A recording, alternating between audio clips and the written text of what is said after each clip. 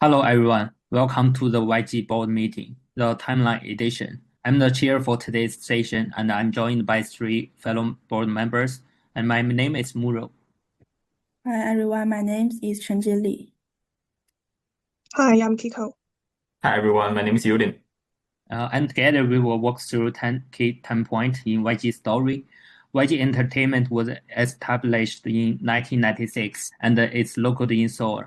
It's not only an agency, but also integrate training, production, distribution, and brand operation into one chain. The group you are familiar with, such as Big Bang, Blackpink, iKON, and Baby Monster, all grew up here and on the global stage. Here's a quick tape. You can scroll through our top 10 points, or you can visit a specific year by the navigation on the right. Before we start, I'm going to show a quick video. Entertainment is one of the big three companies along with JYP and SM. Well, now we often use the term Big Four instead, since HYBE found a place among these giants as well. YG did not only produce several massively successful groups like Big Bang, 21, and Blackpink, but they're literally one of the companies responsible for the Hallyu wave. And they played a part in making K-pop what it is today. And in this video, I'll tell you how YG Entertainment came to be and what they did to become such a popular company. And of course, I'll cover their potential downfall. The rise of YG. We're all aware that Young Hyun-suk was the one that founded YG Entertainment, but did you know that he used to be an idol himself? Young Hyun-suk was the member of the legendary K-pop group Seoul Taejeon Boys, but when the group disbanded in 1996... Okay, let's go back to 1996. Imagine a small office on a quiet street in Seoul. Not very big, but we made an important decision. Instead of just produce on one item, we recruited idols, get them, composed songs, recorded, styled, and released, integrating all the process instead of operating them individually. This meant we create a stable way from idols to the stage. Rather than being a company, we were more like a studio at the beginning and ready to open up new media market. Next, we move on 1998. Okay, let's go back to 1998. In a not-so-spacious practice room in Seoul, the walls were plastered with handwritten lyrics and dance movement promos. That year, YG made a bold decision to no longer be just a music company, but to incorporate training, song creation, recording, selling, and distribution into a complete system. At that time, the South Korean government was vigorously supporting the cultural industry, and this environment gave them the confidence. The vertical integration model enabled YG to have a full grasp of the chain from the very beginning and also laid the groundwork for its cross-border expansion. Then came to 2006. On the streets of the Seoul, young people all held CD players in their hands, playing a name on a loud big band.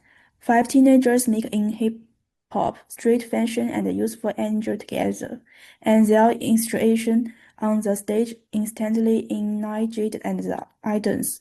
In the past, popular culture most followed from the United States to Asia. However, the emergence of the Big Bang is like a counterflow, pushing Korean music back onto the world stage. The response from the fans has enabled YG to truly step out for the domestic market and enter the global market. 3 years later, in 2009, a new name 2NE1 began to frequently appear on online forums. Their looks are great and their music is fresh. But more importantly, their fans has become a true driving force for their dissemination. The suitable team stayed up the later translating the lyrics, and the actor turned the stage clips into short videos, which were shared like crazy by netizens all over the world. The right to disseminate music has now shifted. It is no longer solely in the hands of the companies, but it is totally driven by idols and the communities, creating a cross-border cultural event.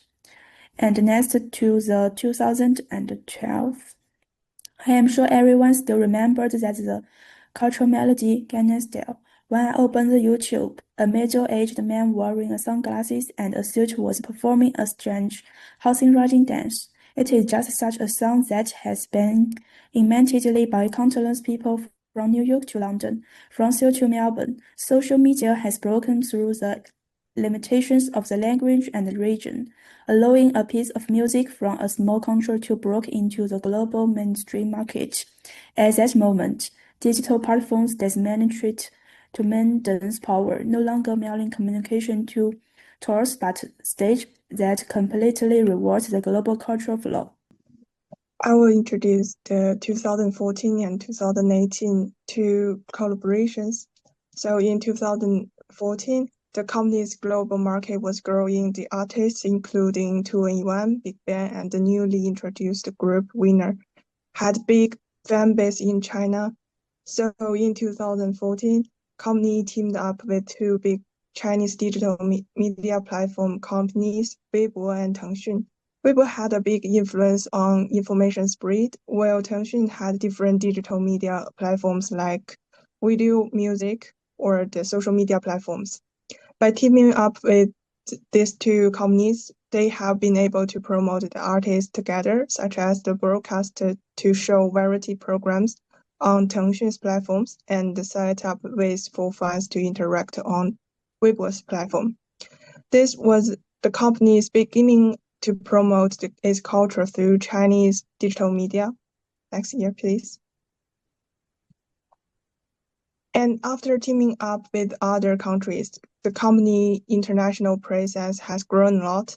Then in 2018, company teamed up with Universal Music Group, UMG, one of the world's biggest music companies. During the collaboration, Universal CEO spoke that how impressive YG's track record of groundbreaking achievement is. By using Universal's music resources and knowledge, the company reached more global audience. Company worked together to producing content and share copyrights for global promotion. Universal used its global distribution channels to get the artist's music into Western market. Therefore, company have get more recognition in these areas and the visibility worldwide increased. Next part. Thanks for hanging there with us so far. I'm the last one up, and I'm gonna walk you through three big moments: 2019, 2020, and 2023. That's totally changed YG's story both for us and for the whole world. Back in 2019, YG's super bright, stage-ready world suddenly went dark. The Burning Sun scandal blew up idols who used to be loved everywhere got stuck in big trouble, and fans feel totally betrayed, like their hearts were broken. It was a tough lesson. When you grow too fast and forget to take responsibility, even the fanciest empires can fall down. Next page, please. But then, they bounced back hard. Blackpink dropped the album and took the globe by storm. They crushed view records and worked with huge international names. Their success wasn't just about music. It proved that one group from Seoul could shake up the whole global pop scene and become something people everywhere were talking about, even in their own living rooms. Next page, please.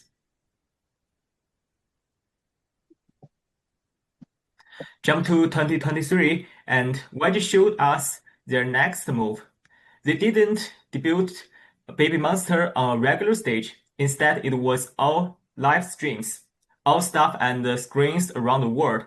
Fans weren't just watching, they were part of this digital big show.